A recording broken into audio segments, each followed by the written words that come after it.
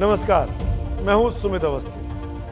न कोई वादा, न कोई उम्मीद, न कोई यकीन, मगर मुझे तेरा इंतजार करना है। कुछ ऐसा ही घायल इंतजार उस वक्त का है जब कोरोना से निजात मिलेगी। ये सही है कि हुकूमतों के दावे सब कुछ ठीक ठाक होने का विश्वास दिलाते हैं, लेकिन उनके दावे ठोस होते तो जिंदगी आज इतनी खोखली नहीं होती।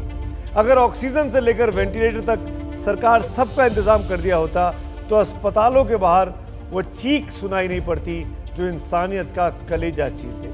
अगर कोरोना से लड़ने की जरूरी दवा मिल ही जाती तो लोग दुआओं के सहारे अपनी उम्मीदों को जिंदा नहीं रखते। आज इंडिया चाहता है उसकी सांसें आबाद रहे। आज उसी इंडिया की खबरों को लेकर क्या चाहत है ये भी जरा देखिए। सबसे ज्यादा 29% लोग ये जानना चाहते हैं कि बीजेपी सरकार की पोल कैसे खोल रहे हैं उसके अपने ही नेता यानी बीजेपी के ही नेता। वहीं 21% लोग यूपी के मुख्यमंत्री योगी आदित्यनाथ के उस बयान की तह में जाना चाहते हैं कि क्या राज्य में सब कुछ ठीक है, जबकि 15% इंडिया इस आशा भरी खबर को देखना चाहता है कि सेना के दम पर हम सब कोरोना से रण जीत लेंगे। जो आप चाहते हैं हम वही खबरें लेकर हाजिर हैं। आपकी तरह हम भी उस सुबह का इंतजार जब कोरोना वाली इस काली रात का साया हमारी जिंदगी पे दूर दूर तक नहीं होगा।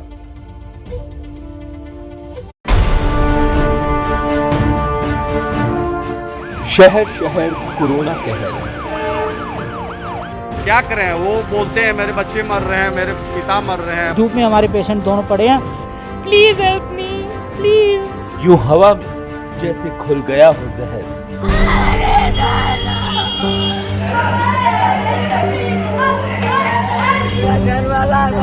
गरीब बंदे। छठे दिन लगातार कोरोना मरीज 3 लाख के पार।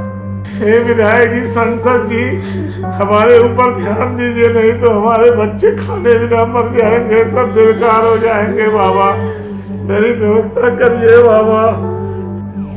अस्पताल से शमशान तक बस चीख पुकार और चीत्कार।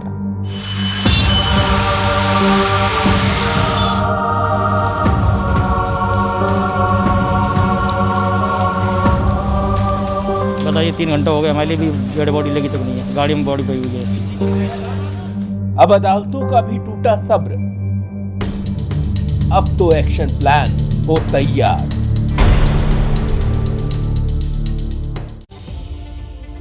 हम सब जानते हैं उत्तर प्रदेश देश का सबसे बड़ा राज्य है, इसीलिए किसी महामारी की मार उस राज्य पर ज्यादा पड़े तो उसके अंजाम लंबे समय के लिए बहुत बुरे हो सकते हैं। हालांकि उत्तर प्रदेश सरकार का दावा है कि कोरोना से लड़ने के लिए तैयारी बिल्कुल मुकम्मल है, लेकिन पिछले 20 दिनों में कोरोना यूपी के सर पर नंगा होकर नाच रहा है। कुछ ग्राफिक्स दिखाना चाहता हूं। 7 अप्रैल को यूपी में 24 घंटे के अंदर 6023 मामले सामने आते थे।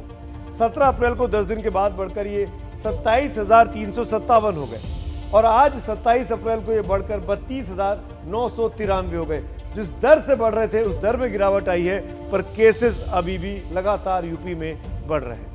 सक्रिय कोरोना मरीजों की अगर बात की जाए यूपी की, क्योंकि यूपी सरकार का दावा है कि वहां सब कुछ ठीक है, किसी चीज की कोई कमी नहीं है। 7 अप्रैल को जो सक्रिय मरीज थे यूपी में वो 31,987 थे। उसके 10 दिन के बाद 17 अप्रैल को बढ़कर 1,70,059 हो गए और आज उसके 10 दिन बाद 27 अप्रैल को बढ़कर 3,06,458 हो चुके हैं। यानी हर तरीके से मरीज भी यूपी में अब बढ़ते जा रहे हैं। और सबसे खास बात यूपी की कर रहे हैं, अगर कोरोना से मौत के आंकड़े देखे जाएं तो वो और भी परेशान करने वाले हैं। 7 अप्रैल को 40 लोगों की मौत हुई थी। 17 अप्रैल को 10 दिन के बाद ये बढ़कर 120 हो गई और आज 27 अप्रैल को ये बढ़कर 265 हो चुकी है। यानी यूपी में बहुत तेजी से कोरोना की वजह से मरने वालों का आंकड़ा भी बढ़ता जा रहा है। इससे आप समझ सकते हैं कि कोरोना का वायरस राज्य को किस तरीके से जकड़े हुए है। यूपी सरकार के दावे अपनी जगह हैं, लेकिन हम आपको वो 10 तस्वीर दिखाना चाहते हैं यूपी की जो हालात की गंभीरता को अपने आप बयान कर देंगी। न बेड्स की कमी है, न ऑक्सीजन की कमी है, ना रेमडेसिविर की कमी है। बहुत परेशान हो गए हैं बाबा, हमारी कोई सुनवाई नहीं हो रही है बाबा।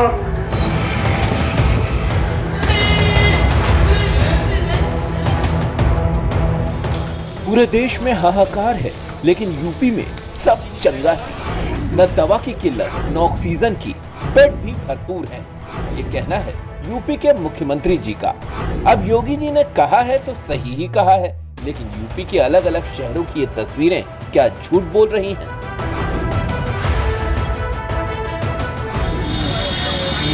गोरखपुर में 55 साल के देवेंद्र उपाध्याय निजी अस्पताल में जांच के लिए आए थे। कोरोना पॉजिटिव मिलने के बाद पैसे न होने की वजह से इन्हें भर्ती नहीं किया गया। परिवार वाले मदद का इंतजार कर रहे थे, लेकिन मिली तो मौत।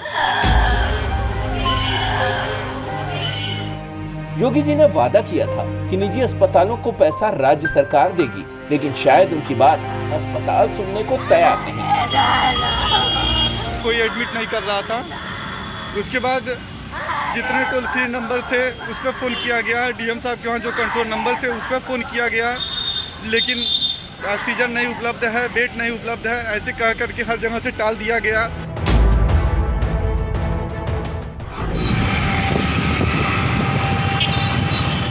आगरा में ये दो युवक बीमार महिला को बैटरी रिक्शे में ले जा रहे हैं। महिला रिक्शे के फर्श पर लेटी हुई है। ये वीडियो एमजी रोड का बताया जा रहा है। आगरा की ये एक और तस्वीर लोगों की बेचारगी को बयां कर रही है। इसमें एक महिला अपने पति को मुंह से सांसें देने की कोशिश कर रही है। ये तस्वीर आगरा के एसएन मेडिकल कॉलेज के सामने की है।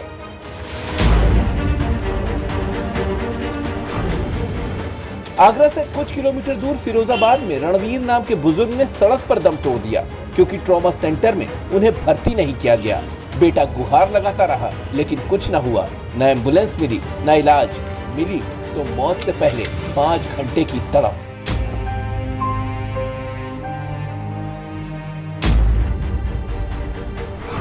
सोनभद्र के इस अस्पताल में कोविड मरीजों को रखा गया है, लेकिन साफ सफाई का कोई इंतजाम नहीं। बिजली कभी भी चली जाती है और मरीजों को अंधेरे में रहना पड़ता है।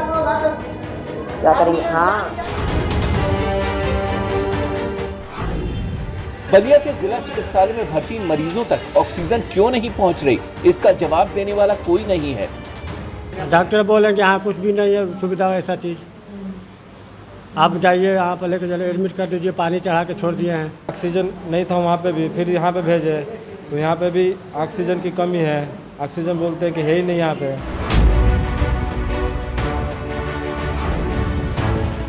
गाजियाबाद के इंदिरापुरम में गुरु का ये दरबार ही लोगों की जान बचा रहा है। लोग अपनी गाड़ियों में आ रहे हैं और मरीजों को ऑक्सीजन दे रहे हैं। ये उस सूबे की तस्वीर है जहां सारी व्यवस्था चाक चौबंद है। उत्तर प्रदेश सरकार लगातार ये दावा कर रही है कि अस्पतालों के अंदर ऑक्सीजन है, लेकिन अगर अस्पतालों में ऑक्सीजन है तो फिर मरीजों को गुरुद्वारे क्यों आना पड़ रहा है। इस वक्त हम इंदिरापुरम के गुरुद्वारे के बाहर मौजूद हैं और लंबी कतार यहाँ पर लोगों की लगी हुई है। मरीज यहाँ पर मौजूद हैं, तीमारदार मौजूद हैं। तस्वीरों में आप देख सकते हैं कि ये देखिए मरीज हैं और ऑक्सीजन के लिए यहाँ पर पहुंचे। ऑक्सीजन की कमी नहीं है, लेकिन लोगों की लाइन राजधानी लखनऊ में भी लगी हुई है। वाराणसी में भी ऑक्सीजन के लिए मारामारी है। अस्पताल के लिए लोग भटक रहे हैं। जिंदगी बचाना मुश्किल हो चला है।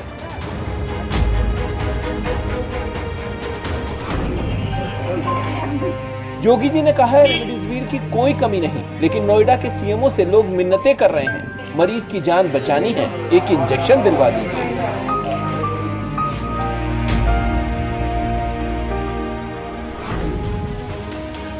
और आखिर में ये तस्वीर भी देख लीजिए। कानपुर में जहां एक दिन में 10-12 चिताएं जलती थी, अब रोजाना 60 से 70 अर्थियां आ रही हैं।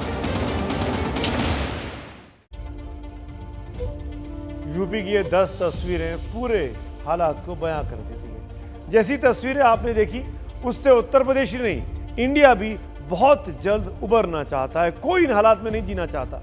यूपी सरकार ने हालांकि इसके लिए कुछ अच्छे कदम भी उठाए हैं, उस पर भी गौर फरमा लीजिए जो सरकार के दावे हैं। कोई भी सरकारी या निजी अस्पताल बेड उपलब्ध होने पर कोरोना मरीज को भर्ती से मना नहीं कर सकता, सरकार ने ऐसा कहा है। सरकारी अस्पताल में जगह नहीं हो तो अस्पताल उसे निजी अस्पताल को रेफर कर सकता है। भुगतान न कर पाने की सूरत में इलाज का खर्च राज्य सरकार आयुष्मान भारत योजना के तहत करेगी। अगर आप निजी अस्पताल में जाते हैं, अस्पताल अब एंटीजन टेस्ट की पॉजिटिव रिपोर्ट पर भी मरीज को भर्ती कर सकते हैं। रेमडेसिविर के वॉयल हर जिले को उपलब्ध कराए जाएंगे। दावा किया गया है सरकारी अस्पताल में ये फ्री में दिए जाएंगे। अस्पताल अब दिन में 2 बार खाली बेड का ब्यौरा सार्वजनिक करेंगे। ऐसा आदेश इन अस्पतालों को दिया गया है। सभी जिलों के छोटे बड़े अस्पतालों को ऑक्सीजन मुहैया करवाई जाएगी। ये श्योरिटी दी जा रही है, गारंटी दी जा रही है। होम आइसोलेशन के मरीजों को 1 हफ्ते के लिए मेडिकल किट मुहैया करवाई जाएगी। लेकिन हालात इतने खराब हैं कि बीजेपी के अपने सांसद और बीजेपी के अपने नेता बीजेपी की अपनी सरकार के दावों की हवा निकाल रहे हैं। हम कुछ नहीं कह रहे हैं। देखिए बीजेपी के लोग ही बीजेपी की सरकार से क्यों नाराज हैं, हमारी ये खास रिपोर्ट।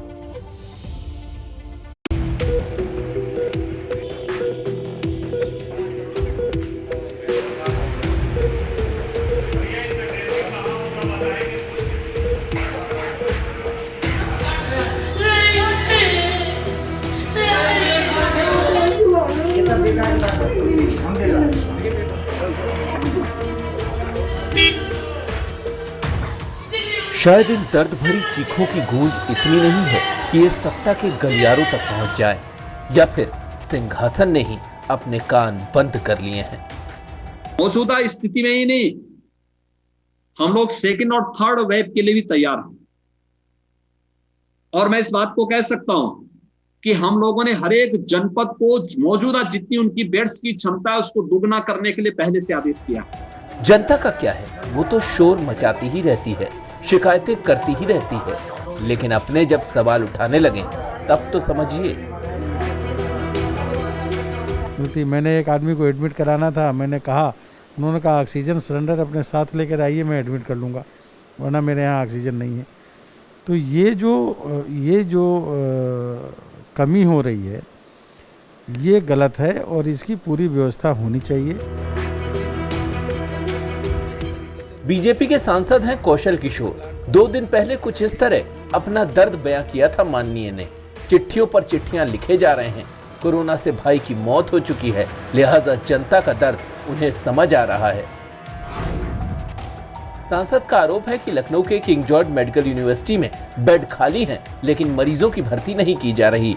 बलरामपुर अस्पताल में 20 वेंटिलेटर हैं, लेकिन बस 5 ही काम करते हैं। मुख्यमंत्री के दावे को एक और सांसद भी छलनी कर रहे हैं। मेरठ से बीजेपी के एमपी राजेंद्र अग्रवाल ने भी चिट्ठी लिखी। सांसद का आरोप है कि मेरठ में ऑक्सीजन की कमी है। सरकारी और प्राइवेट अस्पताल इस कमी से जूझ रहे हैं। ये तो सिर्फ चिट्ठियां थी। बीजेपी के नेता तो अब सड़क पर भी उतरने लगे हैं। धूप में बीमार हो रहे हैं, इंजेक्शन लगाने के नाम पर कानपुर में बीजेपी पार्षद ने सीएमओ का पुतला ही फूंक दिया। आरोप है कि 2 दिन से लोग लाइन में खड़े हैं, लेकिन कोरोना की टेस्टिंग ही नहीं हो रही। कानपुर के सीएमओ बिल्कुल नकारा साबित हुए। कानपुर में विकराल रूप से मौतें हो रही हैं, घरों में लोग सिलेंडर लगाए पड़े हुए हैं और ये लोग कोई ध्यान नहीं दे रहे हैं। जागेश्वर अस्पताल में जो वैक्सीकरण हो रहा था वो हफ्ते में केवल 2 दिन 130 वैक्सीन भेज देते हैं, जब रैपिड टेस्ट 3 दिन से बंद हुआ पड़ा है।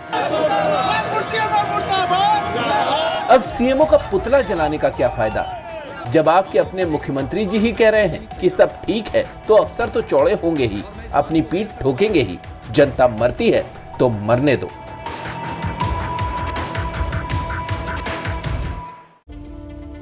एक ही पार्टी के सांसद अपने ही मुख्यमंत्री को चिट्ठी लिखकर नाराजगी जताते हैं।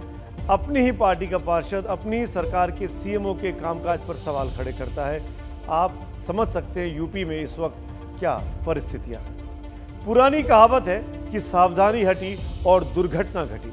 कोरोना की दूसरी लहर हमारी लापरवाहियों के कंधे पर ही चढ़कर यहां तक पहुंची है कि अर्थी उठाने के लिए अब कंधे कम पड़ रहे हैं। हम बात यूपी की कर रहे हैं तो यूपी में कोरोना की पहली लहर के समय इसके लिए, कोरोना के इलाज के लिए 503 अस्पताल बनाए गए थे, उसका इंतजाम था और उन 503 अस्पतालों में 1.5 लाख बेड का इंतजाम किया गया था। लेकिन ऐसा लगा कि कोरोना को हमने जीत लिया है, कोरोना हमारे यहाँ से खत्म हो गया है, इसीलिए फरवरी के पहले हफ्ते में सब अस्पतालों में से सिर्फ 83 अस्पताल रह गए और इन 83 अस्पतालों में बेड रह गए सिर्फ 17,000। इसी तरीके से दिल्ली में कोरोना की पहली लहर में 4 अस्थायी अस्पताल बनाए गए थे, लेकिन फरवरी में इन सबको खत्म कर दिया गया। कर्नाटक में दोनों दौर में सिर्फ 18 आईसीयू बेड जोड़े गए हैं। पुणे में 800 बेड का अस्पताल जनवरी में बंद कर दिया गया था, लेकिन जब कोरोना दोबारा फैला तो मार्च में उस अस्पताल को दोबारा खोलना पड़ा। रिम्स रांची में एक भी सीटी स्कैन मशीन नहीं है, जबकि बिहार के 38 जिलों में सिर्फ 10 में से 5 से ज्यादा वेंटिलेटर हैं। आपको हम ये तस्वीर इसलिए दिखा रहे हैं कि देश भर में किस तरीके से सरकारों ने पूरी तरीके से कोरोना की दूसरी लहर से निपटने के लिए कोई तैयारी नहीं की थी। राज्य दर राज्य हालात कितने खराब हैं ये आपको समझ में आया होगा, लेकिन सरकार किसी भी पार्टी की हो, दावे सबके भारी भरकम होते हैं और जमीनी सच्चाई बेहद हल्की।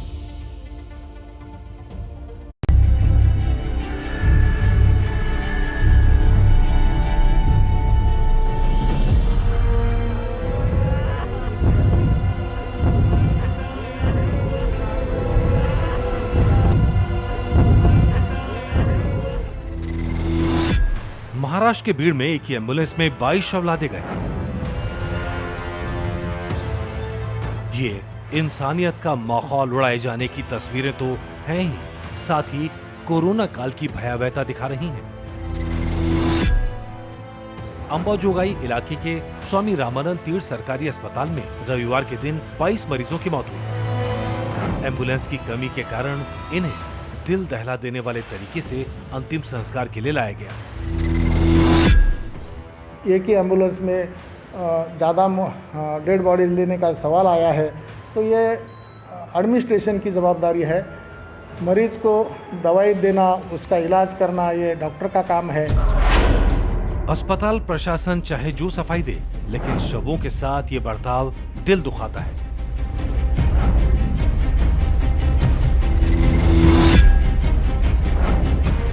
ये तस्वीर महाराष्ट्र के घटते आंकड़ों को आईना दिखा रही है। सरकार का दावा है 24 घंटे में महाराष्ट्र में कोरोना केस घटे हैं।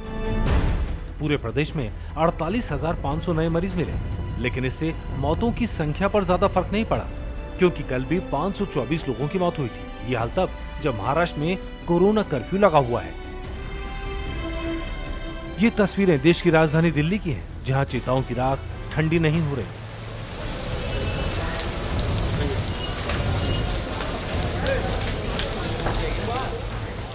कोरोना ने घर बर्बाद कर दिए हैं। दिल्ली के हर शमशान का यही हाल है। इसी वजह से देश की राजधानी दिल्ली में लॉकडाउन फिर से बढ़ाना पड़ा है। इसके बाद भी कल 20,000 से ज्यादा केस सामने आए। दिल्ली की जनता परेशान है, न बेड मिल रहे हैं, न ऑक्सीजन। एक भगवान से प्रार्थना कर रहे हैं कि आज के बाद तो बिल्कुल ही कम हो जाए, पर देखो इसके बारे में प्रेडिक्शन करना बहुत मुश्किल है। कोई भी प्रेडिक्शन करना मुश्किल है। एक्सपर्ट्स का भी ये कहना है कि अभी देखो प्रेडिक्शन नहीं कर सकते हैं। आज भी केस 32% पॉजिटिविटी है। 2 दिन पहले 35% था। 30% से ऊपर पॉजिटिविटी बहुत ज़्यादा है। मैं तो कहता हूँ 15 से ऊपर भी बहुत ज़्यादा कराएगी। ऐसा ही हाल चुनावी राज्य पश्चिम बंगाल का भी है। चुनावों के दौरान तो खूब रैलियां हुई, खूब भीड़ जुटाई गई। चुनाव शुरू हुआ तो बामुश्किल 250 केस आ रहे थे। अब 2 महीने बाद 16,000 केस रोजाना सामने आ रहे हैं। तो जैसा आपने चाहा वैसा हम दिखा रहे हैं। आप यूपी के हालात जानना चाहते थे, दूसरे राज्यों के हालात भी आप जानना चाहते हैं, तो अब बात पंजाब की कर लेते हैं। पंजाब में भी हालात खराब हैं। वहां पर मुख्यमंत्री कैप्टन अमरिंदर सिंह अचानक ऑक्सीजन की कमी को लेकर इतनी हड़बड़ी में आ गए कि पाकिस्तान से ऑक्सीजन मंगवाने की पैरवी करने लगे। जिस पाकिस्तान के खंजर पर हिंदुस्तानियों का लहू लगा है, उससे उधार की सांसें मांगने से पहले अपने इंतजाम को दुरुस्त उनको करना चाहिए था।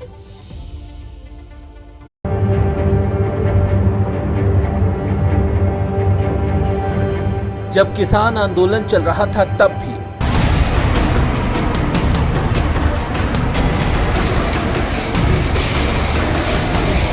और फिर जब कोरोना चकरगिन्नी बन सिर पर घूमने लगा तब भी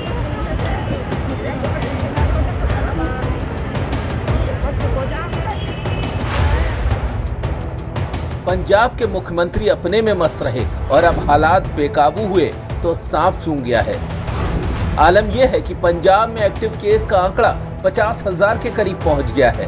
हर रोज 6,000 नए केस दर्ज हो रहे हैं। ये लहर जानलेवा साबित हो रही है। पिछले 24 घंटे में ही 98 लोगों ने दम तोड़ दिया।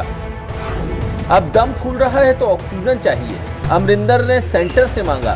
देश के दूसरे हिस्सों की तरह यहाँ भी ऑक्सीजन पहुंचाने की कोशिश हो रही है, लेकिन कैप्टन साहब को अचानक पड़ोस में पाकिस्तान दिख गया।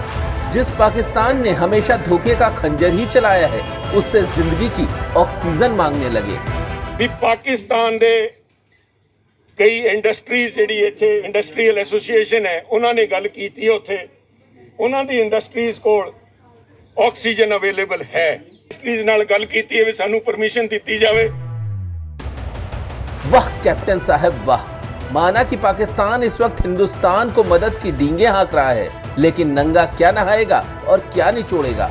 पाकिस्तान के पास खाने को कुछ नहीं है, लेकिन दानवीर बनता फिर रहा है। उसके 16 शहरों में सेना लगानी पड़ी है। कैप्टन को याद रखना चाहिए कि देश को सांसें चाहिए, लेकिन पाकिस्तान की भीख में नहीं। लेकिन तमाम सरकारों की लापरवाहियों के बीच ये बहुत ज़रूरी है कि हम आपको अवेयर करते रहें कि कोरोना से बचना कैसे है। आपको याद होगा नीति आयोग के बड़े सदस्य हैं डॉक्टर वीके पॉल, जो देश की एक तरीके से कोरोना से लड़ने वाली लड़ाई के सबसे बड़े चेहरों में से एक हैं। उन वीके पॉल ने कल ये कहा कि अगर आप घर में भी रहते हैं तो घर में भी मास्क पहनकर रखें। ये पहली बार है कि घर में मास्क पहनने की सलाह बाकायदा सरकारी अधिकारी दे रहे हैं। खासकर जब कोई संक्रमित अगर आपके घर में है, तब तो आपको पक्का ही घर में इस तरीके से मास्क पहनकर रहना होगा। आखिर घर में आदमी मास्क कैसे पहनकर रह सकता है, आप सब ये जानना चाहते हैं। कल से बहुत से लोगों ने मुझे मेरे सोशल मीडिया अकाउंट पे पूछा कि अगर हम घर में 4 सदस्य रहते हैं तो क्या हम चारों एक साथ बैठकर डाइनिंग टेबल पर खाना नहीं खा सकते? क्या हम घर में रहें, आपस में अपने माता पिता से बात करें तो क्या वो मास्क पहनकर हमको बात करना होगा? हमारे बच्चे जो हमसे गले मिलते हैं आके, क्या वो भी मास्क पहनकर रहे और क्या हमको उनसे दूर रहना पड़ेगा? ऐसे तमाम सवाल आपके जहन में होंगे और उन सवालों के जवाब जानने की कोशिश की हमने। और अब आप सुनिए एक्सपर्ट को, हम अपनी राय कोई नहीं दे रहे हैं। गुड़गांव के मेदांता अस्पताल के बहुत बड़े डॉक्टर हैं डॉक्टर अरविंद कुमार, वो क्या कहते हैं घर में मास्क पहनने को, जरा सुनिए उन्हीं से। यही बहुत बड़ी प्रैक्टिकल समस्या आ गई है कि मान लीजिए आपके घर में 2 कमरे हैं और काफी सारे मेंबर्स हैं, जैसा कि हमारे शहर में बहुत सारे लोगों का होगा।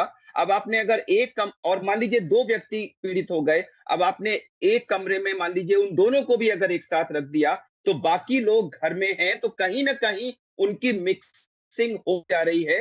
बिल्कुल एयर टाइट तरीके से उस व्यक्ति को आइसोलेट करना पॉसिबल नहीं हो रहा है। लास्ट ईयर उनको आइसोलेशन में इतना हाई इन्फेक्शन रेट नहीं था, लेकिन इस बार बहुत ज्यादा है। इसीलिए हम लोग अब ये कह रहे हैं कि अगर आप घर में भी हैं और अगर आपके घर में कोई भी कोरोना पीड़ित है, इवन इफ अगर वो क्वारंटाइंड है, तो घर के बाकी मेंबर घर के अंदर भी मास्क लगा के रखें। यह एक प्रोटेक्शन के लिए एडिशनल लेयर इस समय रिकमेंड की जा रही है। अब जबकि ये साफ होता जा रहा है कि मास्क लगाना बेहद जरूरी है, ये इतना जरूरी है कि दिल्ली की एक अदालत ने तो कुछ दिनों पहले ही कार के अंदर अकेले रहने पर भी मास्क लगाने को अनिवार्य बना दिया है।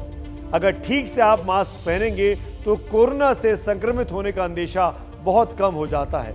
लेकिन जो लोग देश को चला रहे हैं, राजनीति के बड़े चेहरे हैं, समाज को रास्ता दिखाते हैं, मास्क पहनने के मामले में वही लोग रास्ता भटक जाते हैं। पश्चिम बंगाल में अभी चुनाव चल रहे हैं, लेकिन जहां जहां चुनाव हुए हैं वहां वहां नेताओं ने कोरोना प्रोटोकॉल की तो धज्जियां उड़ाई ही, मास्क पहनने की भी जहमत नहीं उठाई। और इन नेताओं के लाखों करोड़ों फॉलोअर्स होते हैं, इनको मानने वाले लोग होते हैं। जब नेता मास्क नहीं पहनेंगे भीड़ में, तो भीड़ क्यों मास्क पहनेगी?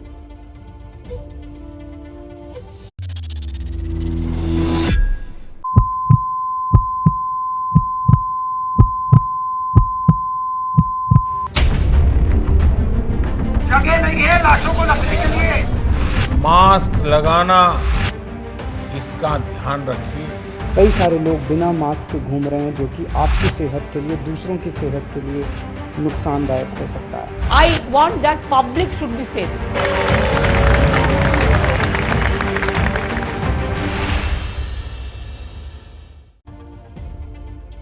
मैं हाथ जोड़ के तमाम इन समाज के रहनुमाओं से गुजारिश करना चाहूँगा कि प्लीज़ प्लीज़ प्लीज़ हमेशा मास्क पहन कर रखें। आप कितने भी बड़े पद पर क्यों ना हो, कहीं भी क्यों ना हो, अकेले ही क्यों ना हो, मास्क ज़रूर पहने।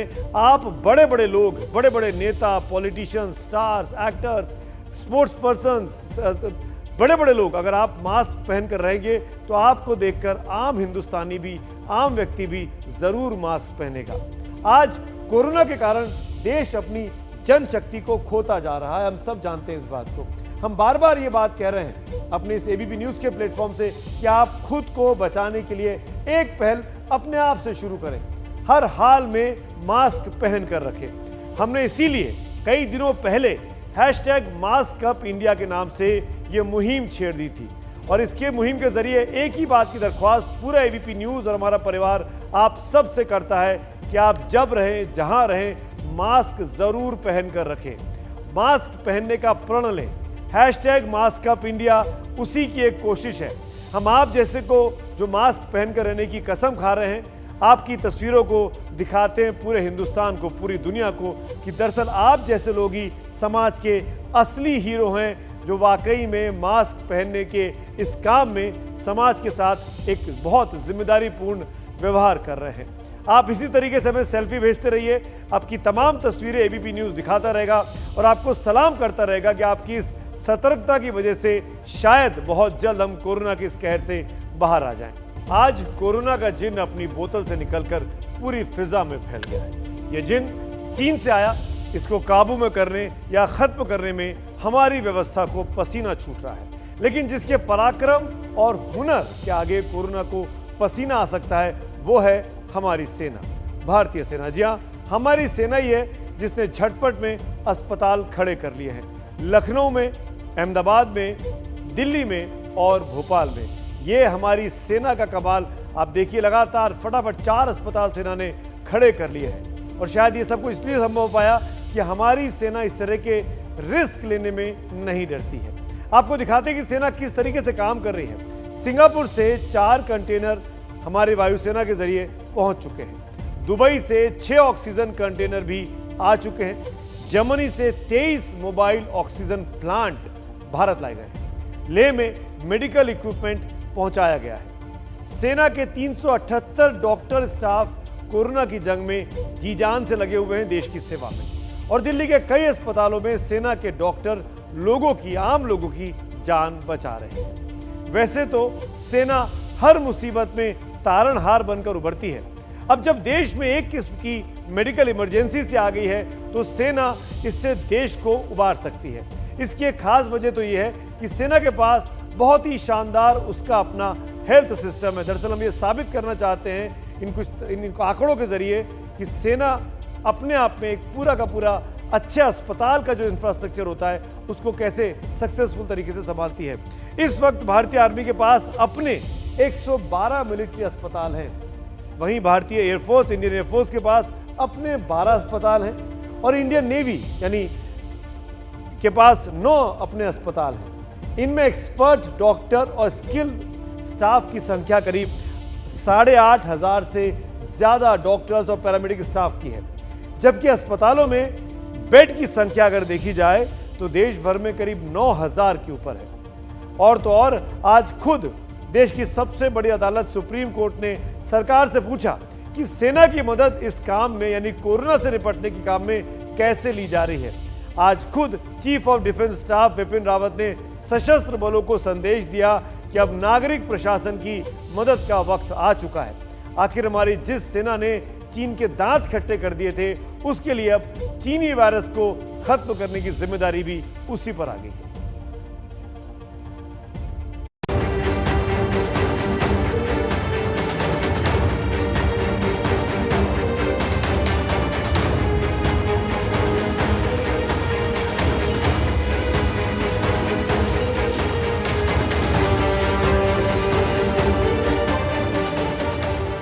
ऑक्सीजन के टैंकर को कोई बंधक नहीं बना पाता अगर सेना साथ होती। टूटती सांसों को सांसें मिल जाती अगर टैंकर के साथ सेना हो। क्योंकि हिंदुस्तान की सेना को जहां मौका मिला उसने कोरोना के खिलाफ जंग में रंग भर दिया। जैसे भोपाल के बैरागढ़ में सेना की सुदर्शन कोर ने 150 बेड का आइसोलेशन सेंटर बना दिया। वहीं राजधानी दिल्ली के आईटीबीपी का कोविड केयर सेंटर शुरू हो चुका है। दिल्ली में बिगड़ते हालात के बाद 500 बेड के अस्पताल की शुरुआत की गई है। देखेंगे कितनी लंबी लाइन यहाँ पर लग गई है और एम्बुलेंस और गाड़ियाँ जो कोविड पेशेंट्स हैं वो यहाँ पर पहुँच चुके हैं। इस जगह पर 500 बेड का ये हॉस्पिटल बनाया गया है। आईटीबीपी ने कहा है कि इस जो कोविड केयर सेंटर है इसको आने वाले समय में इसकी जो क्षमता है और बढ़ाई जा सकती है, यानी कि 1000 बेड का किया जा सकता है। सेना की सभी मिलिट्री अस्पतालों को आम जनता के लिए खोल दिया गया है। देश भर के सभी 67 कैंट हॉस्पिटल्स में अब कोरोना मरीजों का इलाज होगा। आर्म फोर्सेस मेडिकल सर्विस की मदद से defence research and development organisation यानी डीआरडीओ दिल्ली के अलावा लखनऊ, पटना और वाराणसी में अस्पताल बना रही है और ये संख्या लगातार बढ़ रही है। अहमदाबाद में 900 बेड का हॉस्पिटल बनकर तैयार हो चुका है। सेना के वरिष्ठ कमांडर्स को राज्य के मुख्यमंत्रियों के साथ संपर्क में रहने को कहा गया है ताकि जरूरत पड़ने पर सेना के संसाधन और सैनिकों के जरिए कोरोना से लड़ा जा सके। ऐसी एक बैठक में पंजाब के मुख्यमंत्री अमरिंदर सिंह ने 100 बेड का अस्पताल मांगा। मोहाली में यह अस्पताल चलाया जाएगा जिसमें सेना के 30 नर्सिंग स्टाफ तैनात होंगे। राज्य में जहां भी मेडिकल स्टाफ की कमी होगी, सेना का मेडिकल स्टाफ मदद करेगा। राजेंद्र हॉस्पिटल को जब हमने तैयार किया था तो हमने वर्स्ट केस सिनेरियो को देखते हुए तैयार किया था। 600 बेड फैसिलिटी है, 600 बेड अगर आप देखें आइसोलेशन वार्ड बहुत बड़ी फैसिलिटी है। अगर आज की डेट में देखें तो हमारा जो almost we are touching almost 300 patients. 300 patient L3 के जो है इसमें से हमारे पास जो अभी मेरे पास लेटेस्ट डेटा 170 है। इट्स अ ह्यूज फैसिलिटी और अगर इसको केटर करना है तो हमारे पास human resource has to be done. कल ही सीडीएस जनरल विपिन रावत ने प्रधानमंत्री मोदी से मुलाकात की जिसमें 2 साल पहले तक रिटायरमेंट या वीआरएस लेने वाले मेडिकल स्टाफ को वापस बुलाने की बात हुई। ऐसे मेडिकल स्टाफ को उनके घर के आसपास ही कोविड फैसिलिटी में तैनात किए जाने की तैयारी है। वेटरन डॉक्टर्स को भी वीडियो कॉन्फ्रेंसिंग से जोड़ने की तैयारी है। आज सुप्रीम कोर्ट भी सेना की मदद की वकालत कर रहा है। आपको याद होगा कि सबसे पहले हमने ही आपको दिखाया था कि कैसे सेना की मदद से कोरोना का खात्मा किया जा सकता है। तो हमारी सेना बेहद अनुशासित है। उसके बाद संसाधनों और शॉर्ट नोटिस पर ऑपरेशन की बेहद काबिल होने वाली क्षमता है। वो अपने मकसद के प्रति बेहद ईमानदार होते हैं और किसी किस्म का अवांछित दखल होने नहीं देते हैं। जरूरत पड़ने पर सेना और सैनिक सेवा भाव से जरूरतमंदों की मदद कर सकते हैं और करते आए हैं। और जिन्होंने भी कोरोना से लड़ने में कायदे कानून तोड़े उनको अच्छे से वो सबक भी सिखा सकते हैं। ये होता है सेना का अनुशासन। हमारी सेना चीन पाकिस्तान का भूत भगाती है, चीन के चकमे का मुंहतोड़ जवाब देती है, तो फिर चीन से ही पैदा हुए कोरोना के खात्मे को भी अंजाम तक सफलता से पहुंचा सकती है, ऐसा मेरा विश्वास है। लेकिन सेना को इंस्ट्रक्ट करने वाली सत्ता वक्त रहने मुश्किलों को भांप नहीं पाई है। चलिए देर से ही सही, लेकिन सेना जुटेगी तो दुरुस्त अंजाम जरूर सामने आएगा। इस कोरोना के आपातकाल कह लीजिए, आफत काल ले लीजिए, कह लीजिए, केवल 2 ही ऐसी संस्थाएं जो वाकई में ईमानदारी से काम करती दिखाई दे रही है। एक हमारी सेना जिसका आपने जिक्र देखा और दूसरा है सुप्रीम कोर्ट या अदालतें, आप ऐसे कह सकते हैं। अदालतें जो इस कोरोना काल में सिस्टम और सरकारों को हर रोज आईना दिखा रही हैं। आज सुप्रीम कोर्ट ने देश की केंद्र सरकार को बहुत तेजी से आड़े हाथों लिया। उसने बहुत कुछ कहा सुना, जिसमें से 3 सवाल सबसे ज्यादा उभरकर सामने आते हैं। पहला सवाल यह है कि कोरोना से जंग में सेना, अर्धसैनिक बल और रेलवे का कैसे इस्तेमाल किया जा रहा है। दूसरा सवाल जो पूछा कि वैक्सीन की अलग अलग कीमतों को लेकर है। और तीसरा सवाल कोरोना पर एक मुकम्मल राष्ट्रीय नीति को लेकर उसने पूछा।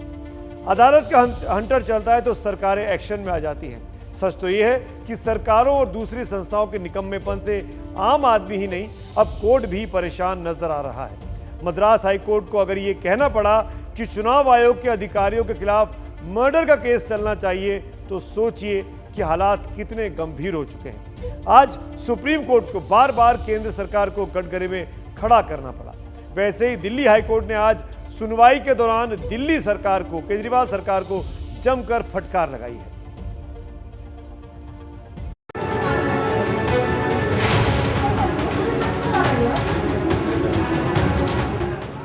ये दिल्ली के अपोलो अस्पताल की तस्वीरें हैं, जहां परेशान परिजन अस्पताल के गार्ड से भिड़ गए। देश की राजधानी दिल्ली लॉकडाउन में है, लेकिन अस्पतालों की हालत खस्ता है, मरीज बेबस है। इसी बीच दिल्ली सरकार के एक फैसले पर विवाद हो गया। दिल्ली सरकार ने जजों के लिए कोरोना सेंटर बनाते हुए 100 5 स्टार होटल के कमरे बुक कर दिए। बाहर तो सवाल पूछे ही गए, कोर्ट ने भी इस पर सवाल उठा दिए। आज की सुनवाई के दौरान ये साफ हो रहा है कि सप्लाई में ज्यादा बड़ी दिक्कत है, यानी कि ऑक्सीजन की कमी नहीं, लेकिन जो अस्पतालों तक सप्लाई होनी थी उसमें दिक्कत है, और उसकी जिम्मेदार दिल्ली सरकार और उसका सिस्टम है, क्योंकि उसी के चलते आज ऐसे हालात बने हैं। इसके अलावा ऑक्सीजन और बेड के मामले में दिल्ली हाई कोर्ट में सुनवाई हुई, जिसमें दिल्ली सरकार को जमकर लताड़ पड़ी। कोर्ट ने दिल्ली सरकार को निर्देश दिया कि वो अब तक ऑक्सीजन की कमी से हुई मौतों का आंकड़ा हलफनामे के जरिए कोर्ट के सामने पेश करे। इस हलफनामे में ये बताया जाए कि मौत की वजह क्या रही, मौत कब हुई, क्योंकि ऐसे लोगों को मुआवजा देना राज्य की जिम्मेदारी है। कोर्ट ने सरकार को फटकार लगाते हुए कहा कि अगर दिल्ली सरकार हालात नहीं संभाल सकती तो हमें बताए, हम केंद्र सरकार को इस जिम्मेदारी दे देते हैं। कोर्ट में इसी सुनवाई के दौरान ऑक्सीजन सिलेंडर फिलअप करने वाली यानी रिफिल करने वाली एक कंपनी भी हाजिर हुई। सुनवाई के दौरान कोर्ट को पता चला कि इस कंपनी के पास 20 मेट्रिक टन ऑक्सीजन मौजूद है, लेकिन दिल्ली सरकार के रिकॉर्ड में इस कंपनी का जिक्र ही नहीं है, जबकि ये कंपनी कुछ अस्पतालों को ऑक्सीजन पहले तक सप्लाई करती थी, लेकिन फिलहाल पिछले कुछ दिनों से नहीं कर रही है। वहीं सुप्रीम कोर्ट में आज दवाइयों की उपलब्धता, वैक्सीन के दाम और कोरोना से उपजे हालात पर चर्चा हुई। सुप्रीम कोर्ट ने स्वतः संज्ञान लेते हुए मामले पर सुनवाई शुरू की है। सुप्रीम कोर्ट ने आज सरकार से देश में ऑक्सीजन के उत्पादन और वितरण पर विस्तृत जवाब मांगा। आवश्यक दवाएं एक एक आदमी तक कैसे पहुंचाई जा रही हैं, इसका ब्यौरा मांगा। साथ ही साथ ये निर्देश भी दिया कि 1 मई से जो वैक्सीनेशन अभियान शुरू होने जा रहा है, उसमें कोवैक्सीन और कोविशील्ड की कमी न होने दी जाए। इससे पहले भी मद्रास हाईकोर्ट ने कोरोना फैलाने के लिए चुनाव आयोग के अधिकारियों को जिम्मेदार बताया था। कोर्ट कोरोना को लेकर सख्त है, सरकारों और अधिकारियों से जवाब मांगा जा रहा है, और इसी के बीच से उम्मीद जाग रही है कि सोई हुई सरकारें अब जागेंगी।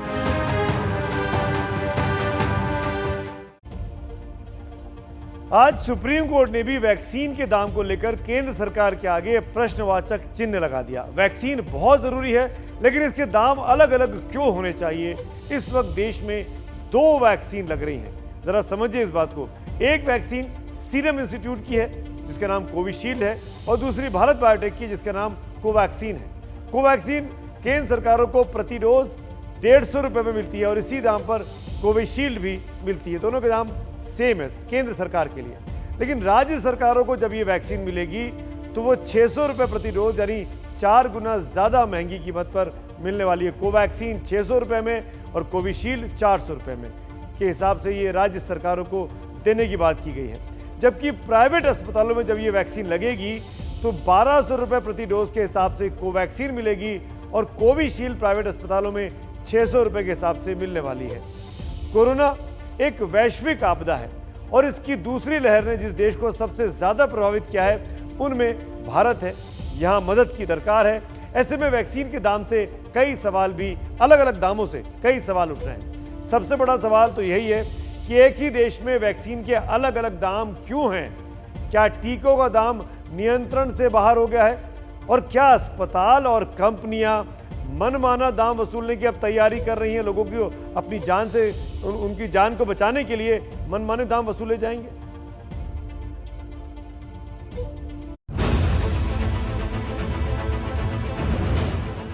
एक मई को इस कोरोना काल में हिंदुस्तान याद रखेगा, क्योंकि इस दिन से हर युवा हिंदुस्तानी कोरोना से लड़ने के लिए टीका युक्त होगा। इसलिए क्या जयपुर, क्या भोपाल, हर शहर, हर गांव के युवा खुश हैं। गवर्नमेंट की बहुत अच्छी पहल है, और इसको लेकर बहुत दिन से हम लोग भी इंतजार कर रहे थे कि कब गवर्नमेंट कहेगा कि 18 साल से ऊपर वालों को भी जो है वैक्सीनेशन होना चाहिए। अच्छी बात है, 1 मई से स्टार्ट हो रहा है 18 अबव एज को लगने के लिए, लेकिन ये चीज़ बहुत पहले ही हो जानी थी, इससे इतने नंबर ऑफ केसेस बढ़ते नहीं। मुश्किलें हिंदुस्तान के दिल के इरादों को आजमाती हैं। माना कि अभी 45 पार के ही बहुत से लोगों को वैक्सीन लगनी है, लेकिन ये लक्ष्य भी पूरा हो जाता अगर लोगों ने पूरा हौसला दिखाया होता। अब देखिए कि किसान आंदोलन में जुटे किसान वैक्सीन लगवा ही नहीं रहे। किसान नहीं लगाई गई, ये कोरोना का बहाना बना रहे जी यहाँ से भगाने के लिए। किसानों को मनाकर डॉक्टर थक गए। वैसे ही दिल्ली के आसपास लोगों को मनाने में आंगनवाड़ी कार्यकर्ता थक गए। मैं तो लगवाऊंगी, अभी मेरे बीपी हो जाता है। जब तक उससे फायदा क्या है, नुकसान क्या है ये बताइए। हम अपने घर में ही बैठे रहते, कहीं बाहर निकलते ही नहीं है, तो फिर जरूरत क्या है। वैसे ये वो हिंदुस्तान है जिसने हर वक्त में असाध्य लगने वाली बीमारियों का इलाज ढूंढा है।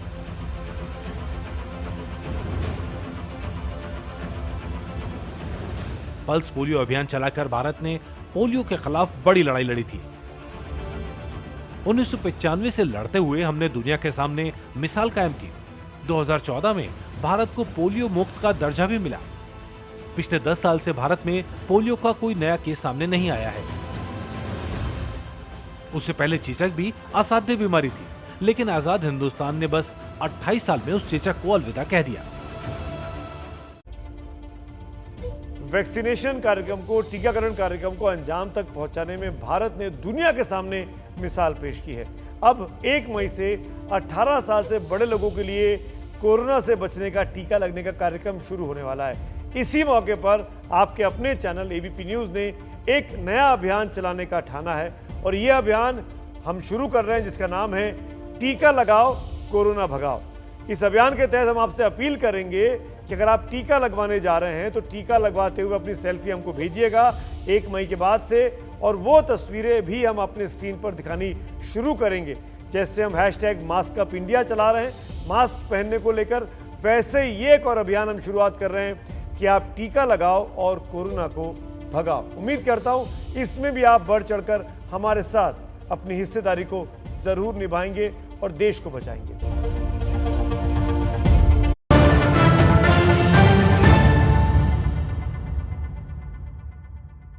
एबीपी न्यूज आपको रखे आगे।